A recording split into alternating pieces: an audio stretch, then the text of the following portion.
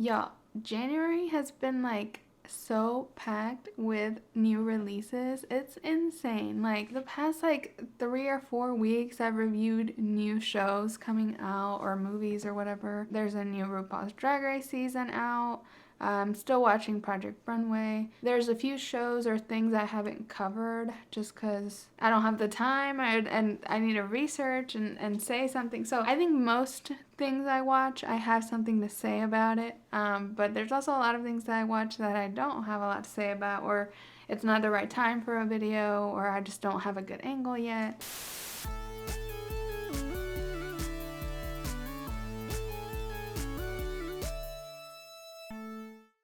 Hello and welcome back to the Miscellaneous channel where we do miscellaneous things. I'm Zeleny. I typically cover TV, pop culture, internet trends, and other miscellaneous things on this channel, so subscribe if that's your vibe. Today is a miscellaneous things kind of day, and I kind of wanted to chat more casually and take a little break from all the TV because February is not slowing down. It's Valentine's season, so hopefully we're getting some rom-coms in February. We're definitely getting Marry Me, which is my most anticipated movie of the year. I'm so excited to watch. I really hope that movie is good because I can tell it's going to be very high production value at least. As long as the characters at some point have some deep moment about age or ageism, just even a little bit, I'll be satisfied. The cool thing about this movie, as stupid as the trailer looks, I think it's really cool that they have rom-com leads that are over 50. Surprisingly, like as famous as the two actors are, like that's not typically the rom-com style. Usually it's someone young or in their 20s or something, early 30s. Every good rom-com needs like a thing to make it unique and stand out, and I think not letting the ageism in Hollywood affect them, like not casting these people, even though J-Lo obviously looks way younger than she is, so it's not quite like fighting ageism very intensely, but it's a step for how ageist Hollywood can be. On the same day Marry Me comes out, Love is Blind Season 2 comes out, which I'm gonna be all over, and Tall Girl 2 comes out, so I'm very excited for Tall Girl 2. No, I'm not excited for Tall Girl 2. I don't know if I'm going to even be covering Tall Girl 2, but I saw the trailer and it literally feels like carbon copy of every Netflix sequel for a teen movie. It's like, oh, a new love interest comes in that is non-white, and the main character almost falls for him, but probably doesn't at the end and ends up with whatever white guy she was with in the first movie. The same premise as The Kissing Booth and To All the Boys. So I'm over that teen movie plotline for the sequel every time. Update, I have for this year, I started having a calendar where I write new releases coming up. So I've been trying to be diligent about writing when things drop on Netflix, or because stuff sneaks up on you. Like now I feel like I have a good gauge of like what's coming, and I'm proud of myself. I'm not a very organized person, so I'm proud that I'm writing some new releases down. It's a small step, but it's been helpful. This video is random and doesn't have a topic because I'm kind of burnt out a little bit on covering TV shows, and last week I watched all of Singles Inferno basically in one sitting. It's a long ass show and I made a video about it. Like 3 days later, Too Hot to Handle season 3 came out, and I was just like, I'm not I'm not doing this again. I'm not doing it again. Not so soon. So I did not want to watch Too Hot to Handle. I actually, surprisingly, I don't like Too Hot to Handle as a reality show.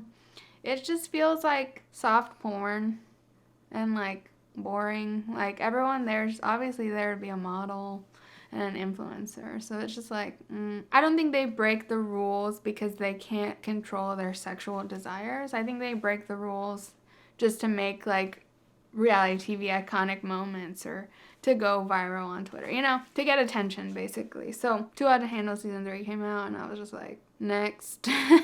Also, more serious things sometimes are hard to cover. I was planning to cover Cheer season 2. Oh, it's just really heavy and intense, and I had forgotten how heavy Cheer is, because I really love that show. It's more of a docuseries than a reality show, and it's framed very artsy. I recommend Cheer if you enjoy, like, documentary, also, like, extreme acrobatics. I think a lot of people enjoy that, like the flipping and stuff. Cheer season 2 just came out, and man, it was intense. It became a lot about, like, social media and fame, and there's a lot of repercussions from season 1 and season 2. For, like, season 1 of Cheer became really famous at the time it came out. It was like 2020, was it 2020? Late 2019.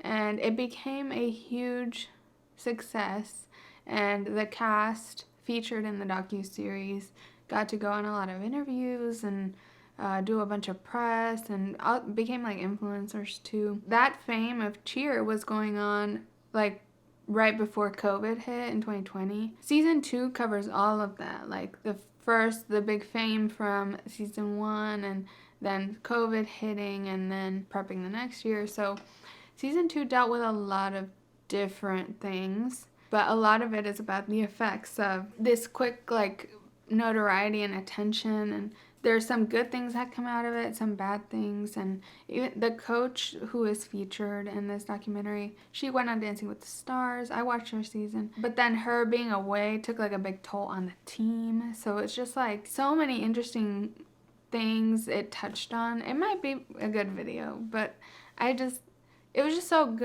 and it sort of says what it needs to say. I don't know. I didn't feel like there was much I could add to it, because it's a very artistically done piece of media. I don't know. It was one that I started rushing, like, to watch it and trying to binge it to cover in a video, and then I was like, no, this is good. I need to slow down. I need to take it episode by episode and let it marinate. So I just finished it yesterday, and it took me a couple weeks to do so. I've also lately become addicted to, and that, y'all know I don't believe in guilty pleasures, but lately I've been binging the Dallas Cowboys cheerleaders Making the Team reality show, which, if you haven't heard about it, it's a reality show that's been going since 2005, has 16 seasons, and it's about the Dallas Cowboys cheerleaders audition process that happens every summer. I've just been so addicted to this show. I never had watched it before, but I knew I would like it. I just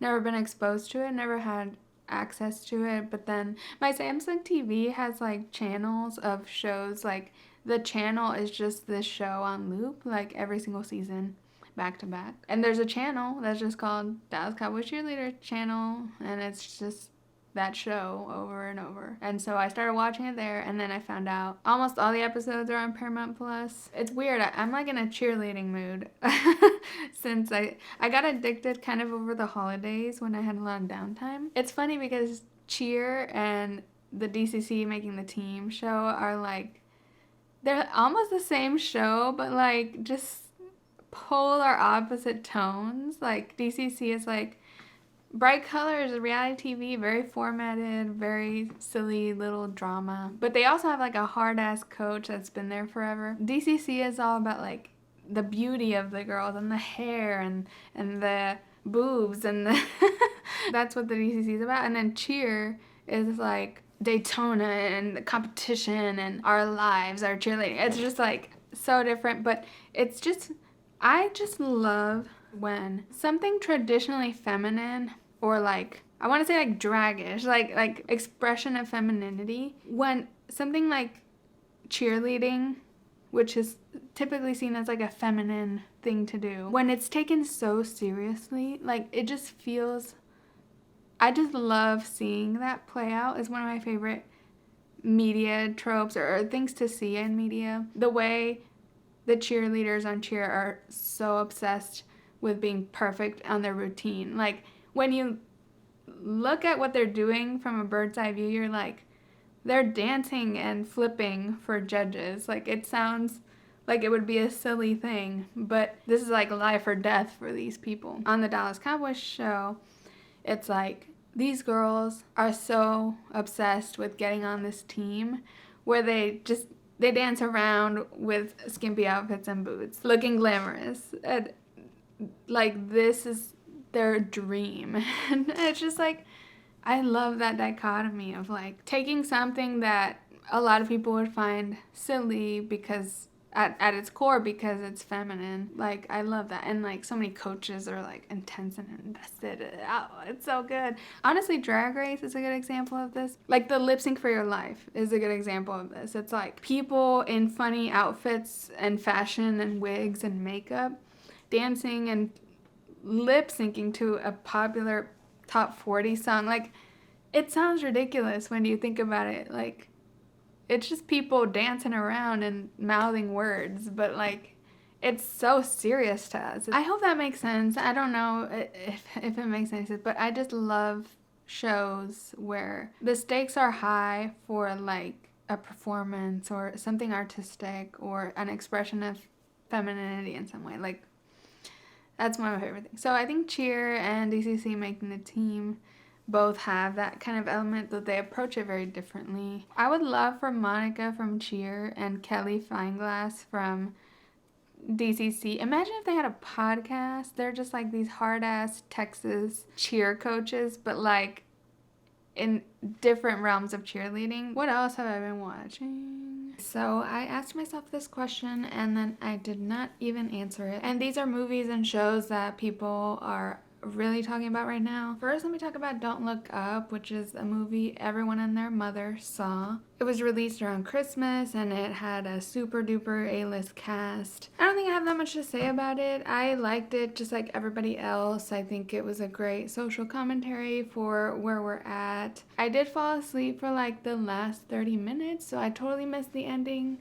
and I had to ask my boyfriend Cameron to tell me if everyone died or not. I won't give spoilers, but he did tell me. I didn't fall asleep because it was boring. I just fall asleep when there's a lot of action and it's late at night. Next, the other movie that everybody's talking about is Encanto on Disney Plus now. That's when I watched it, when it came on streaming. This movie is so good. I don't make videos about these types of movies because everyone covers them, everyone talks about them, and everyone likes them. So it's kind of like, there's not that much for me to discuss. But Encanto was awesome. Especially like me being Mexican, like it felt very relatable. Anyone who comes from a culture that potentially have toxic families, and it was nice to see that represented. It was a little bit optimistic, but I mean, it's a Pixar movie, so it has to be sort of hopeful. I'm not like obsessed with the music. I don't know if it's because I'm not like into Hamilton or Lin-Manuel Miranda that much. I did like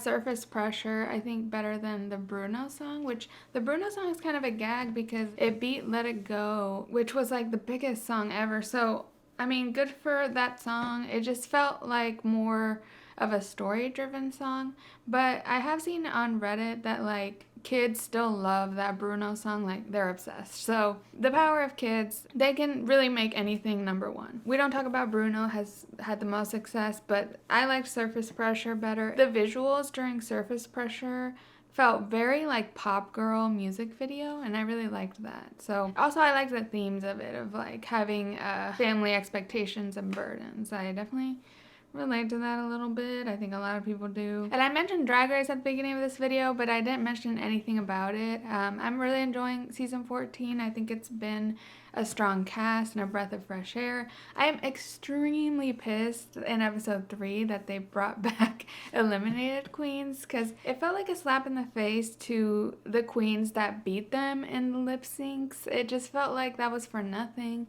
And the queens coming back didn't have any kind of punishment at all. They at least shouldn't have gotten chocolate bars because they already had their second chance. I was mad, and I know I'm mean. Yeah, I'm mean and nasty. I don't want eliminated queens coming back. I mean, these are the kind of things that drag the season along, and I feel like give us fatigue by the end of the season. And those last few episodes, sometimes they're hard to get through, and I just feel like elongating the season doesn't help that at all. Quality over quantity is sometimes a good thing. And in case you're curious, I am rooting for Angeria. She is my absolute favorite by far on the season. She had me at SpongeBob SquarePants. I'm just obsessed with her. She is perfect and she is hilarious. So like she just has the whole package for me, and I really, really want her to win this season. Let me know who you're rooting for in the comments. I would love to hear. Also, Euphoria. Let's talk about Euphoria. Just kidding. I don't watch that show. Okay, I'm done. Now I'm going to be talking about some upcoming releases and trends I've been seeing. So I've been seeing some news about, it feels like this is the new reboot thing. So we all know reboots are been there, done that.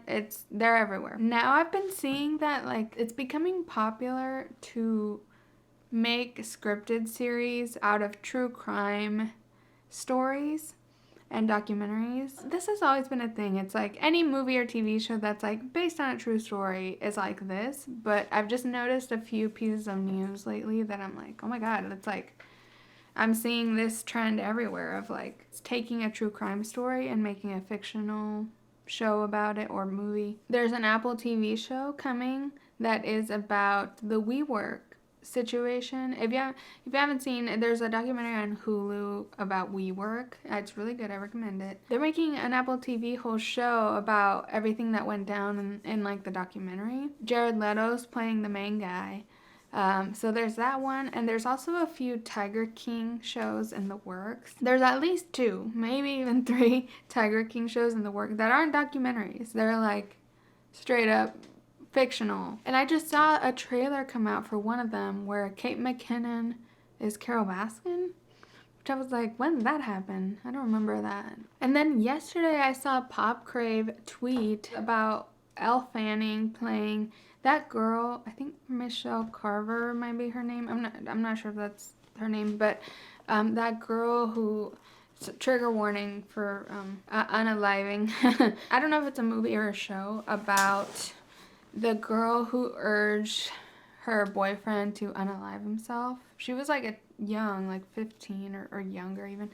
And she like encouraged him via text messaging, and he went through with it. I remember this being a very famous true crime case. I was following it pretty close at the time. It was really tragic and sad. It was an important case for law. I think it was kind of a breakthrough because it brought about a lot of questions about like her liability, and she was on trial for murder for this. So like a digital age type of like murder question of like, is she guilty or is she not? Very interesting and scary case, and they're making some sort of fictional version. And Elle Fanning is playing her, and she looks just like her in that photo.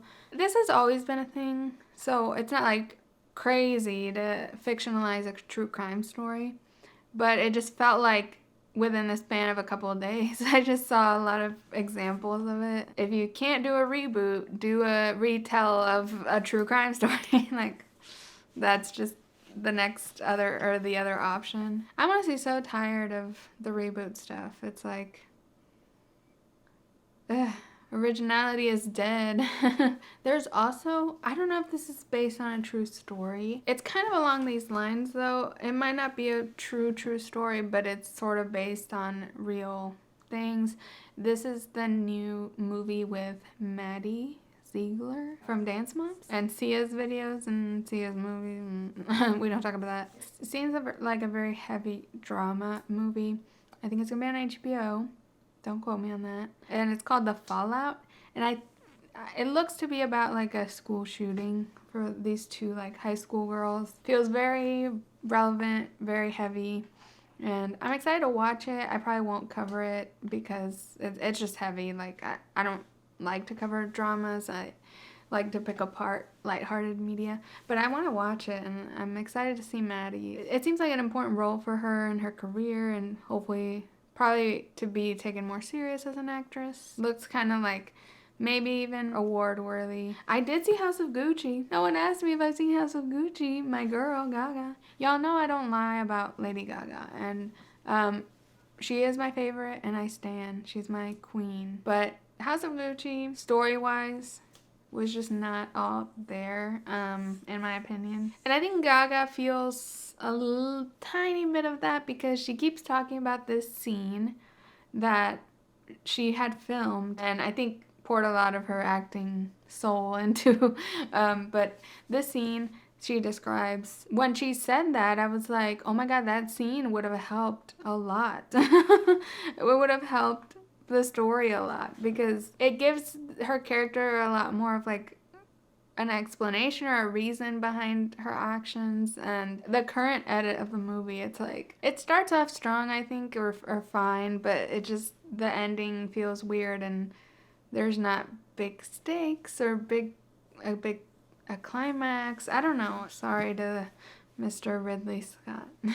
But I will support Gaga no matter what. And I thought she did great. A lot of people troll her for her crazy commitment to her roles and her being very extra in interviews about it. And I feel that. I watch the interviews and I have fun with them. And she's always been like this. So like to me, it doesn't surprise me. But now I feel like the acting people are like, oh my god, this lady is insane. And it's like, yeah, she's always been insane. I mean, I had a good time going to see House of Gucci. I think it was my first movie after the pandemic. Like, my last movie I saw was Sonic the Hedgehog in February of 2020. Next was House of Gucci, November 2021. I did not miss theaters.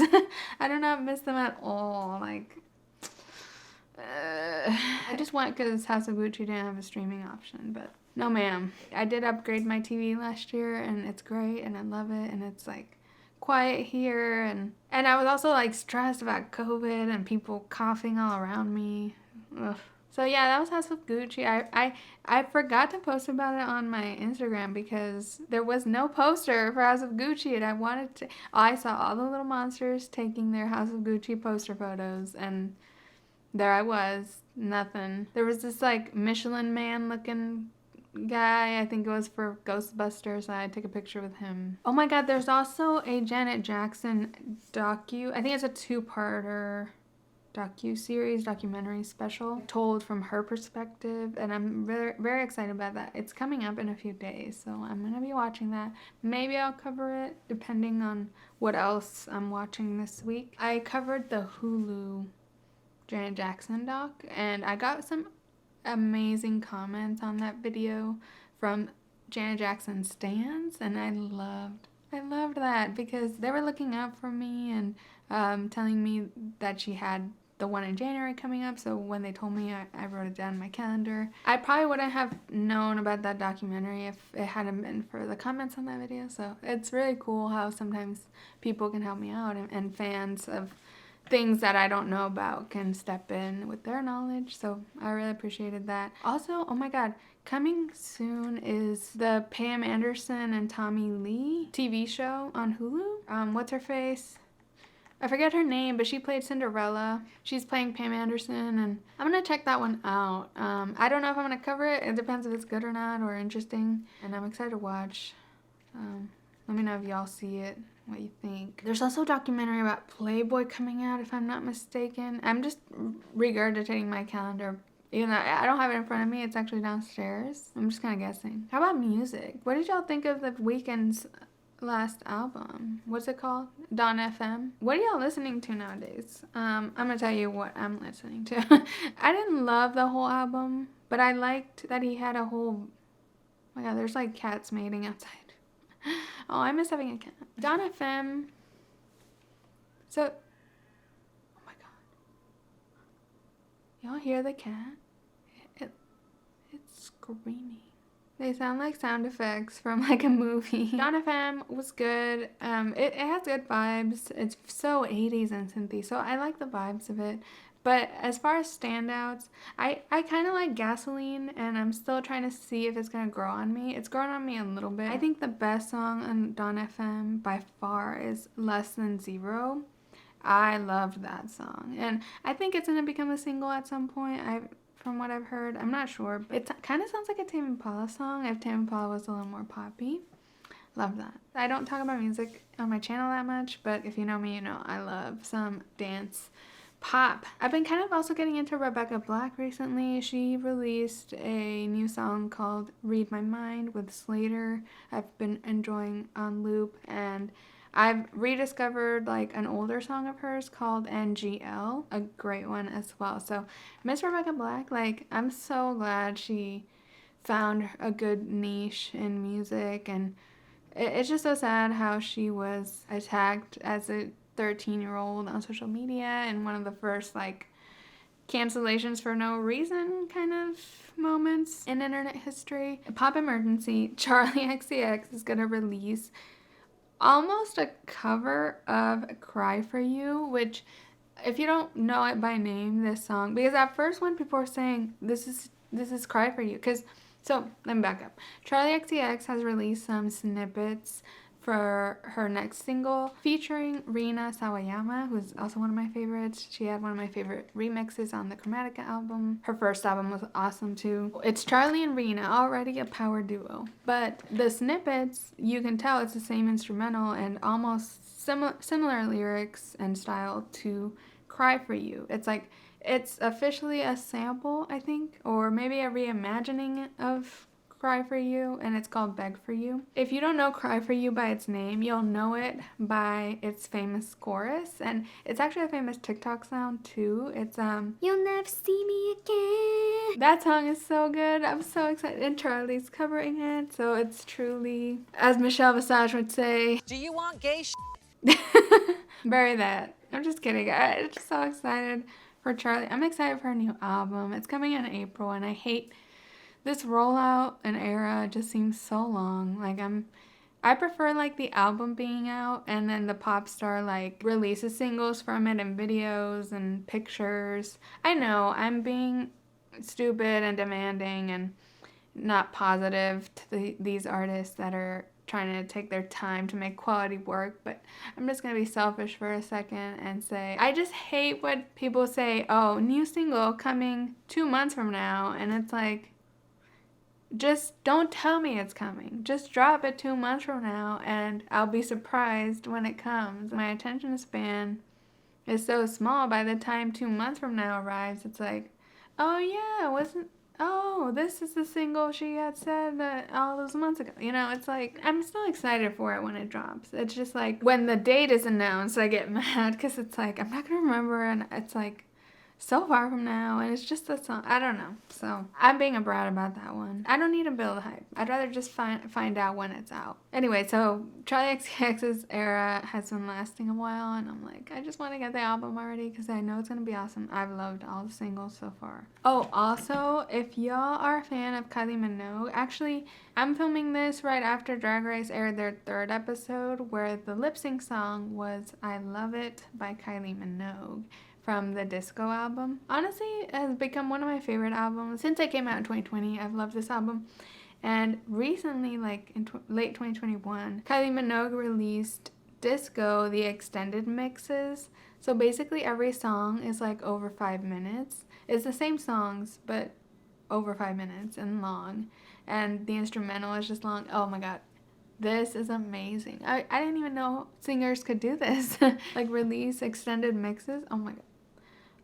One of my favorite songs is Say Something on that.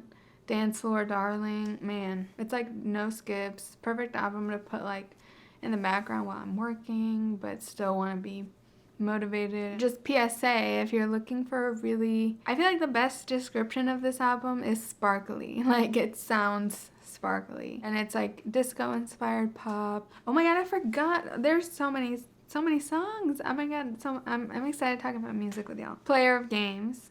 I'm obsessed. I know, I'm embarrassed. Every time I like something Grimes does, I'm just like, I hate it. Why must I be like this? So I love Player of Games, and I'm worried if I'm not careful, it's gonna be my #1 song because it came out like right at the beginning of the year or whatever. It's very video game, like Rocket League music, which the music on Rocket League slaps. I hate everything else about the game, but the music, good shit. Biggest plot twist was Katy Perry released a bop. I never thought I'd say that again. Sorry, that's shade. That's shade at Katy. I actually love Katy Perry. Obviously, she was no Gaga for me, but I enjoyed Katy Perry a lot. Her campiness and her songs. Obviously, Teenage Dream. Well, there goes my phone. Katy Perry's Teenage Dream era, obviously super iconic, one of the most successful eras in history. It's been unfortunate that she's had bad luck with her recent music. I just feel bad. Like she just had flop after flop, and it's hard. The weirdest part about it is that like whenever her hair is dark and long, that's her peak success. And then when it's short and or blonde, it's like the hair is the magic ingredient or like the good luck charm or something. So Katy Perry released When I'm Gone. I think it's with the producer of the song, or I don't know, someone named Alex Russo. I don't know. I didn't know the other person, but When I'm Gone, girl, it's a bop. If you haven't checked out a Katy Perry song in a while, go listen to When I'm Gone. Also, Avril Lavigne has been releasing music lately, and I feel like it's gone under the radar. It's been like, she released Bite Me, and then another song, like Never Something. Bite Me, I really like, but also in the chorus, she says wifey several times in the song.